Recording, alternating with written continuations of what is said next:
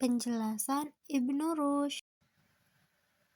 Di saat Islam mendapatkan serangan dari pemikiran filsafat dari Barat, para pemikir sintesi Islam seperti Ibnu Rushd, Ibnu Sina berani keluar dari keasikan ibadah otorit kepada memanfaatkan akal secara maksimal dan bimbingan Al-Quran dan As-Sunnah. Pemikiran mereka ini menghasilkan banyaknya penemuan yang menakjubkan dunia. Mereka adalah para penemu berbagai bidang disiplin keilmuan, seperti matematika, sains, kedokteran, falsafah yang tidak pernah dibincangkan sebelumnya. Karya-karya mereka ada yang menjadi rujuk selama 5 abad di Eropa.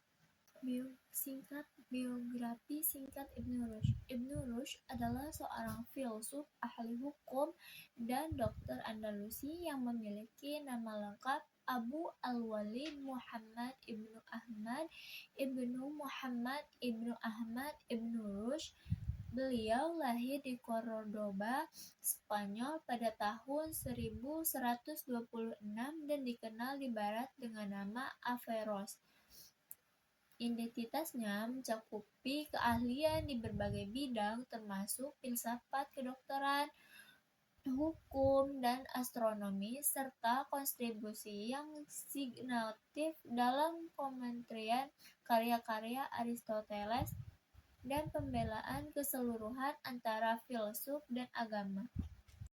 Ibnu Rushd diketahui oleh banyak orang sebagai filsuf yang tidak sejalan dengan Al-Ghazali.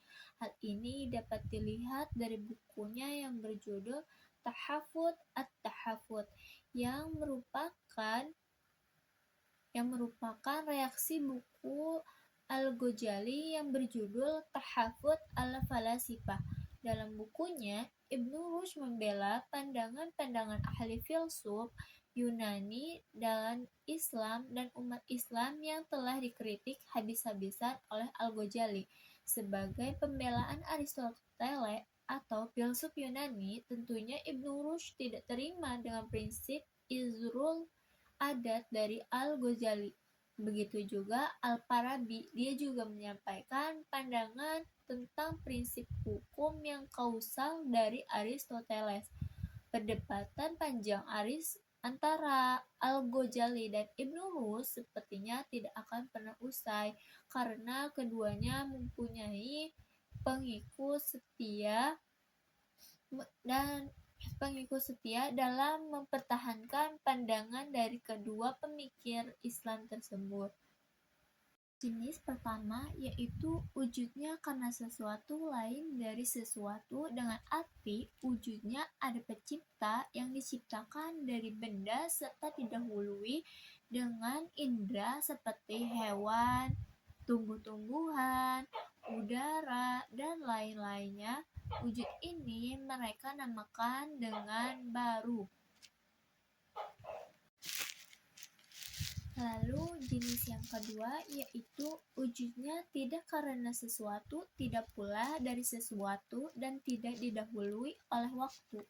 Wujud ini sepakat mereka sebut dengan qadim, tak hanya dapat diketahui dengan bukti pikiran dan menciptakan segala yang ada, memeliharanya. Wujud yang qadim inilah yang disebut dengan Allah. Lalu wujud yang terakhir yaitu merupakan wujud di tengah-tengah antara kedua jenis wujud yang tadi, yaitu wujud yang tidak terjadi berasal dari sesuatu, tidak didahului oleh waktu, tetapi terjadinya karena sesuatu yang diciptakan. Pengaruhnya di dunia Barat dan dunia Islam, sumbangan Ibnu Rushd yang paling besar tradisi Kristen di Eropa Barat adalah tafsir-tafsirnya terhadap karya Aristoteles. Setelah jatuhnya Kekaisaran Romawi di barat, Eropa Barat mengalami kemunduran budaya yang menyebabkan hilangnya hampir seluruh peninggalan intelektual dari para cendekiawan Yunani klasik, termasuk Aristoteles. Tafsir-tafsir yang ditulis Ibnu Rushd menyebar kembali karya Aristoteles dan melengkapi dengan pemikiran Ibnu Rushd sebagai seorang pakar tafsir. Tafsir ini mulai diterjemahkan ke bahasa Latin dan dipelajari di Eropa Barat pada abad ke-13. Karena tafsir-tafsir ini begitu dikenal, penulis-penulis Kristen selanjutnya sering tidak menyebut Ibnu Rushd dengan nama panggilannya, tetapi cukup dengan nama gelarnya, yaitu Sang Penafsir. Terima kasih sudah menonton, semoga bermanfaat.